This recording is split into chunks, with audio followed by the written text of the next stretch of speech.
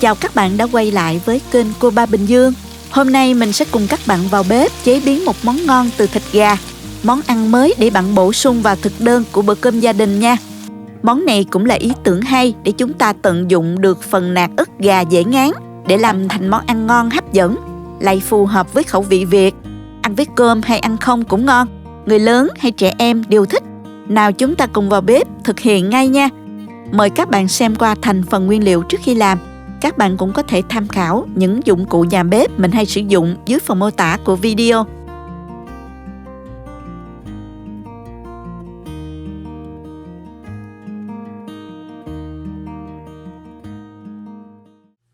Đầu tiên mình dùng 15 gram tỏi băm nhuyễn ra nha.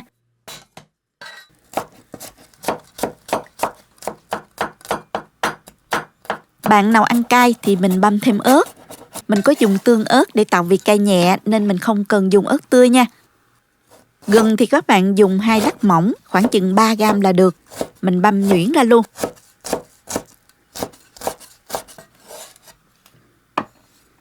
Nguyên liệu chính hôm nay là ức gà. Mình dùng 2 miếng thịt ức gà như thế này, khoảng 400 gram đó các bạn. Mình đã rửa sạch với muối loãng và rượu trắng để bán đi mùi tanh. Bây giờ mình sẽ cắt gà ra ha. Miếng gà này hơi lớn á, nên mình sẽ cắt làm đôi trước nè. Sau đó cắt dọc thành những thanh dài, bề ngang khoảng hơn 1 cm như vậy ha.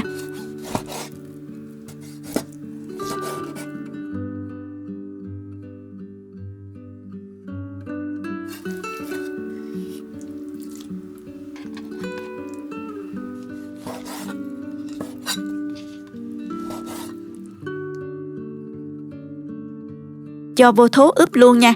Với 400 gram ức gà, mình sẽ cho vào đây nửa muỗng cà phê bột nêm gà, nửa muỗng cà phê đường,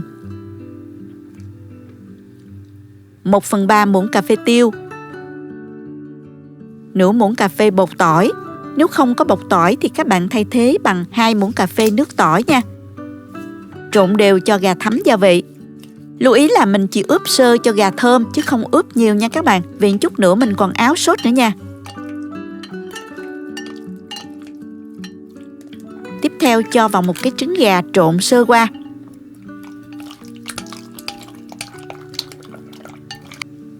Rồi mình cho vào 35 gram bột bắp. Rắc vào từ từ cho gà áo đều bột nha. Mình đeo bao tay vào trộn cho dễ nha các bạn.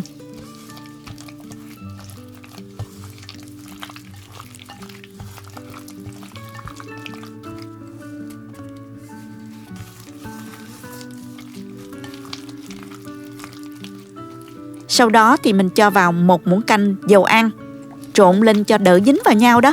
Bây giờ mình sẽ đi chiên gà. Cho dầu nhiều một chút để chiên ngập dầu nha các bạn.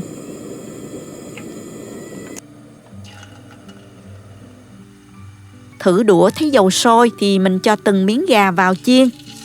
Để lửa vừa nha. Khi mới cho vào đó thì các bạn đừng có trộn liền ha. Chờ khoảng 2 phút sau bột cứng lại rồi mình trộn nhẹ cho những miếng gà nó không bị dính vào nhau đó.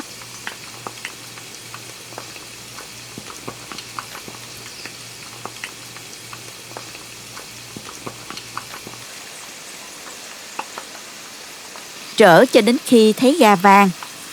Như vậy là được rồi nè. Mình vớt ra cho ráo dầu ha. Tiếp tục thì chiên cho đến hết nha các bạn.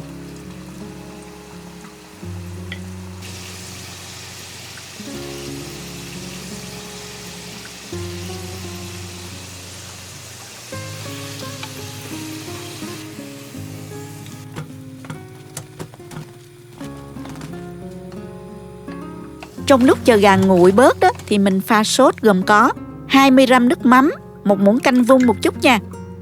18 gram đường là cũng 1 muỗng canh vung luôn ha. 1 muỗng canh tương ớt để thêm màu sắc cũng như là vị cay nhẹ cho món ăn. Thêm 1 muỗng canh nước. Khuấy cho đều lên.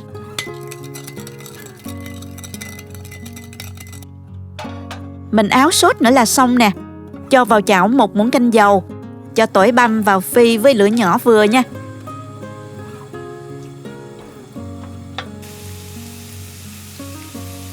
Khi thấy tỏi săn lại và hơi chuyển vàng đó thì mình cho hết hỗn hợp sốt vào.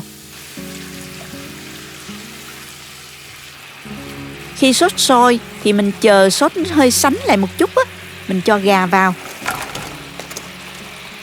Đảo đều cho sốt áo đều vào gà.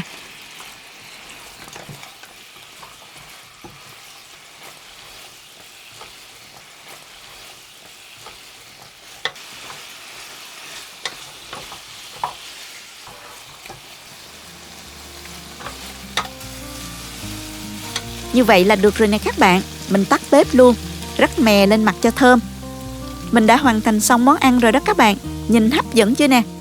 Trình bày ra đĩa và thưởng thức thôi các bạn ơi.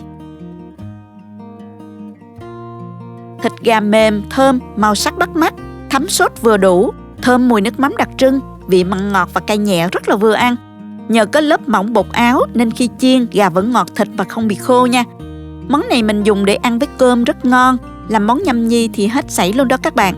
Chúc các bạn làm món ăn thật ngon để đổi vị cho bữa cơm gia đình nhé.